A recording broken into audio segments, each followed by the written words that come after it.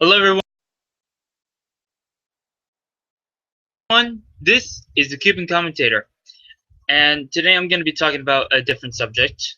This time is going to be on the subject of Dungeons and Dragons and girls. Now, I don't know what the stigma is about Dungeons and Dragons at large, but I believe it really has to stop. First off, most of the people who play Dungeons and Dragons are not very big people. Okay, I can see why that stigma is a big thing. Okay, because I've seen those people. Okay, I went to uh, a little get together with board gaming at the library one time. It was on a Sunday, and most of them, like 90% of them, were big guys, like really big fat guys, and I felt a little bit out of place, but um, but I can see why people get the idea that these kind of extreme kind of tabletop games are primarily for the very large and very nerdy people. Granted, I'm extremely nerdy myself, but I'm not large. I'm skinny as a rail. So, really, there's no excuse. Uh, but my main subject. Let's keep on the subject. Um, what really needs to be talked about is that girls are kind of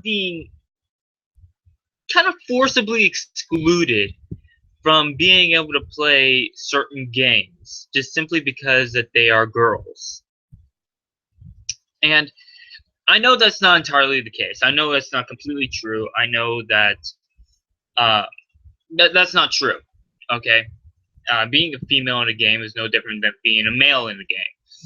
No difference whatsoever. Just eh, it's it's just that you're a female. So what? Okay, I mean Dungeons and Dragons itself, the fifth edition, it doesn't have, at least for the fifth edition, it doesn't have any stipulation of whether either if you're male or female, of whether or not you get more constitution or strength or dexterity. It doesn't matter. Okay, everyone gets the same stats. Okay, if a guy and a girl were to roll their 46k3, which is 4 6-sided die and keep the highest three numbers, um, and they rolled the exact same, they would get the exact same stats. Depending, well, they would get the exact same rolls. They wouldn't have the exact same stats because it depends on the character that they're making and so forth and so on. But there's no discrimination. There's absolutely no discrimination when it comes to making a character.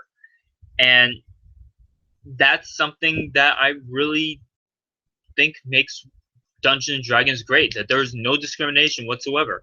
Hell, I've made um a I made a halfling, a Lightfoot halfling, named Cora Greenwood, and she was extremely she was extremely agile. She's extremely agile. She wields a freaking longsword and a short bow, and she's like, I say, around 3 feet tall. Okay, and she's got like medium. She's got studded leather armor on. So she's a powerhouse. She really is. It's just that she's small and she's a female. So what? Okay. Um, it doesn't matter if you're a male or a female playing Dungeons and Dragons game. I think everyone should play. Okay, I think everyone should at least try to play Dungeons and Dragons at least once. Even the people who are religiously zealous, who are over religiously zealous, should try to play the game at least once, because it's not hard. It doesn't harm anyone, to be honest, unless if it's your pride. If your character dies and your pride's lost, or you rolled a bunch of ones and fail at pretty much everything, um, yeah, your pride's not going to be hurt. I mean, your pride can be hurt, but it's not going to be a lasting impression. I mean, I had a D&D adventure happening. It's called Blood and Iron. Um, and I was going through a dungeon, and I almost died like 3 times in there. No kidding. It wasn't because I rolled ones; it was because I rolled low, and I screwed up. I screwed up a bunch, and did it bum me up? Yeah, sure. But in the next part of the campaign, I knocked out a wizard's magical eye out with one shot, and got a natty 20 for when it came to trying to figure out where he was using his magic, which was that green eye, which was freaking amazing. Okay, um, so great things happen in D&D, and bad things happen in D&D. Um, it just depends on your outlook. And with girls, it's usually the outlook that the only people who are really allowed to play are big, fat, sweaty guys in a basement underneath their mother's house. And that's not the case at all. Okay, that is not the case at all. Okay, case in point, me. If you don't trust me whatsoever, then maybe you can trust Pro Jared. He just recently started last year D&D December, which is a whole series all in December about Dungeons and Dragons, and he pretty much inspired me to start off doing Dungeons and Dragons, which I'll put a link in the description to his channel to go check it out because it's awesome. Okay, his stories are hilarious. They're awesome, and he also gives advice videos about how to play D&D and such, about how to be a good player or a good dungeon master, or just just general stuff, basic stuff that you really got to know. He even tells you how to get started on D&D, which I'll also cover in other videos. But yeah, I think that this whole stigma of girls not wanting to play Dungeons and Dragons just because of a certain demographic is stupid. I think it's just stupid. I mean, I'm a brony. Okay, I'm a brony. I watch My Little Pony: Friendship is Magic, and I love the hell out of that show. And the demographic for that show is 10-year-old girls. Do you think I care? No, not at all. I love the show regardless. I've watched fucking Powerpuff Girls and Kim Possible when I was a kid, and nobody criticized me for that. So it doesn't really matter. Hell, I even watched fucking Totally Spies when it was out. Love that show. I love that show. Believe it or not, I like Totally Spies. I enjoyed that show, just mainly because of the interaction between the characters and the adventures they went on. It was just interesting for me. Um, and if that kind of stuff is interesting to me, I can't see why D&D can't be interesting to girls. I mean, Dungeons and Dragons is just an MMORPG, except you can do literally whatever you want. You can literally do whatever you want in a D&D match. I mean, you can go wrestle an owlbear, or try to juggle flaming torches, or even try to go after a fucking beholder or a mind flayer, which would be suicide, especially if you're level 1. But if you want to do it, you can do it. You'll be pretty much signing your own death wish. But yeah, you can do whatever you want in D&D, and it's the ultimate role-playing game, to be honest. And there's nothing wrong with that. I mean, come on. I want to real quick touch on this subject as well, because it's one of the reasons why I actively decided to play D&D, and that is when religious people, especially the Christians, say that this game is evil, that people have killed other people over it, that people actually cast actual spells, that is a part of a demonic cult. I want to completely abolish all of that and say this.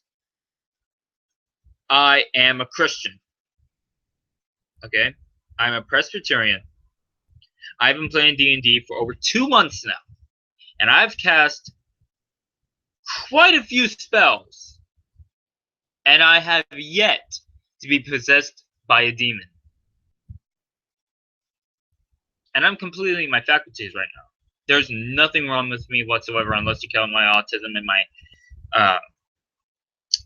my heart skips a beat every so often. But I've had that since I was a kid.